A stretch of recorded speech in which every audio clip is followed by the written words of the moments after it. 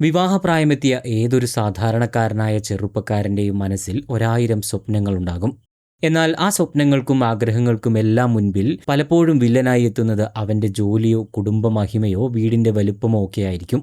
അത്തരത്തിൽ പല ചെറുപ്പക്കാരും ഇന്ന് നേരിടുന്ന ഒരു പ്രശ്നത്തെക്കുറിച്ച് യുവാവ് പങ്കുവച്ച അനുഭവക്കുറിപ്പാണ് ഇപ്പോൾ സോഷ്യലിടത്ത് വൈറലായിരിക്കുന്നത്.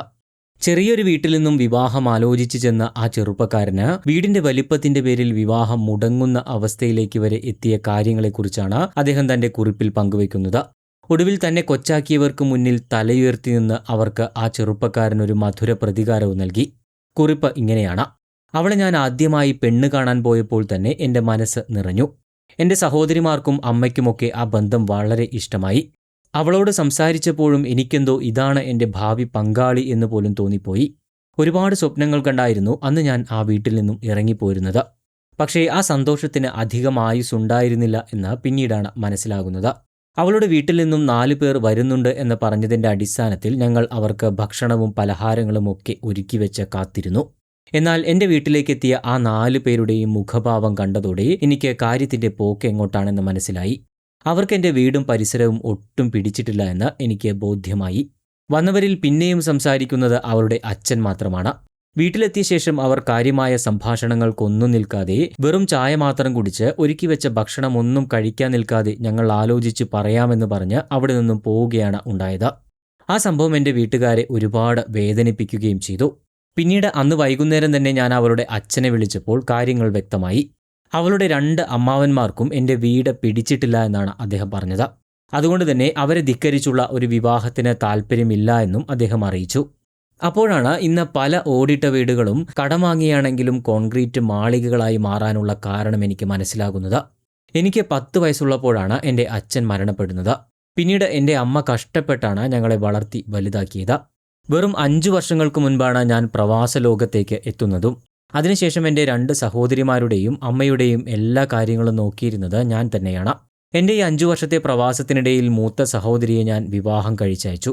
ഇതിനിടയിൽ ഒരു പുതിയ വീട് എന്നത് എന്നെക്കൊണ്ട് ഒരിക്കലും താങ്ങാൻ കഴിയുന്ന ഒന്നായിരുന്നില്ല. പക്ഷേ എന്തൊക്കെ പറഞ്ഞാലും ആ പെൺകുട്ടിയുടെ മുഖം എൻ്റെ മനസ്സിൽ നിന്നും മായുന്നുണ്ടായിരുന്നില്ല. ഞാൻ അത്രയും മോഹിച്ച ഒരു വിവാഹ ബന്ധമായിരുന്നു അത്. അതുകൊണ്ട് തന്നെ അവളെ നഷ്ടപ്പെട്ടുകൂടാ എന്ന തോന്നലിൽ ഞാനൊരു അറ്റകൈ പ്രയോഗം തന്നെ നടത്തി. എൻ്റെ ഒരു സുഹൃത്ത് വഴി ഞാൻ പെൺകുട്ടിയുടെ നമ്പർ സംഘടിപ്പിച്ച് വാട്സപ്പിൽ അവൾക്കൊരു മെസ്സേജ് അയച്ചു. എൻ്റെ കാര്യങ്ങളെല്ലാം ഞാൻ തുറന്നു പറയുകയും ചെയ്തു. അപ്പോഴാണ് അവൾക്കും ഈ ബന്ധത്തിന് താല്പര്യമുണ്ട് എന്ന കാര്യം ഞാൻ അറിയുന്നത്. പിന്നെ ഞാൻ ഒട്ടും കാര്യങ്ങൾ വൈകിപ്പിച്ചില്ല. ഏകദേശം 1 മാസത്തോളം ഞങ്ങൾ ഫോണിലൂടെ പരസ്പരം കാര്യങ്ങളെല്ലാം പങ്കുവച്ചു. ഒടുവിൽ അവൾ വീട്ടിൽ സംസാരിക്കുകയും കാര്യങ്ങൾ ഏകദേശം സെറ്റാവുകയും ചെയ്തു. അവളുടെ ഒറ്റ വാശിയുടെ പുറത്താണ് ഞങ്ങളുടെ വിവാഹം തന്നെ ഉറപ്പിക്കുന്നത്. എന്നാൽ അപ്പോഴും അവളുടെ അമ്മാവന്മാർക്കൊന്നും ഒരു താല്പര്യവും ഉണ്ടായിരുന്നില്ല. എന്നിരുന്നാലും വിവാഹമൊക്കെ വളരെ ഭംഗിയായി തന്നെ നടന്നു. വിവാഹശേഷം ഞാൻ വീണ്ടും പ്രവാസ ജീവിതത്തിലേക്ക് കടക്കുകയും ചെയ്തു. പിന്നീട് ഒരു നല്ല വീട് വയ്ക്കുക എന്നതായിരുന്നു എൻ്റെ അടുത്ത വാശി. ഒടുവിൽ 2 വർഷത്തിനിപ്പുറം എൻ്റെ ഇതുവരെയുള്ള പ്രവാസ ജീവിതത്തിലെ സമ്പാദ്യങ്ങളെല്ലാം ചേർത്ത് വെച്ച് ഞാൻ ആ സ്വപ്നം സാക്ഷാത്കരിച്ചു. അവളുടെ 2 അമ്മാവന്മാരെക്കാളും വലിയ ഒരു വീട് തന്നെ ഞാൻ പണിതു. വീടിൻ്റെ വലിപ്പത്തിൻ്റെ പേരിൽ എന്നെ അന്ന് വേണ്ടെന്ന് വെച്ചവർക്കുള്ള ഒരു മധുര പ്രതികാരം എന്ന് വേണമെങ്കിൽ ഇതിനെ പറയാം. ഇന്ന് എൻ്റെ എല്ലാ സന്തോഷത്തിലും ദുഃഖത്തിലും എൻ്റെ കൂടെ നിൽക്കാൻ അവളുണ്ട്. ഇപ്പോൾ ആ വീട്ടിൽ ഞാനും അമ്മയും സഹോദരിയും അവളും സന്തോഷത്തോടെ ജീവിക്കുന്നു. ഒരിക്കലും ഒരു വീടിൻ്റെ വലുപ്പമല്ല, മറിച്ച് ആ വീട്ടിൽ ജീവിക്കുന്നവരുടെ ഹൃദയ വിശാലതയാണ് ഒരു ബന്ധത്തെ മനോഹരമാക്കുന്നത്. ഒരു വീടിൻ്റെ വലിപ്പം നോക്കി ആ വീട്ടിലെ വ്യക്തിയുടെ സ്നേഹത്തെയും കഴിവിനെയും അളക്കരുത് എന്നാണ് ഈ അവസരത്തിൽ എനിക്ക് പറയാനുള്ളത്.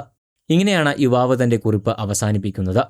ഒരുപക്ഷെ ഇത്തരത്തിലുള്ള അനുഭവങ്ങൾ ഇത് വായിക്കുന്ന പലർക്കും ഉണ്ടായിട്ടുണ്ടാകും. നിങ്ങളുടെ ആ അനുഭവങ്ങൾ ഇവിടെ പങ്കുവയ്ക്കാനും മറക്കരുത്.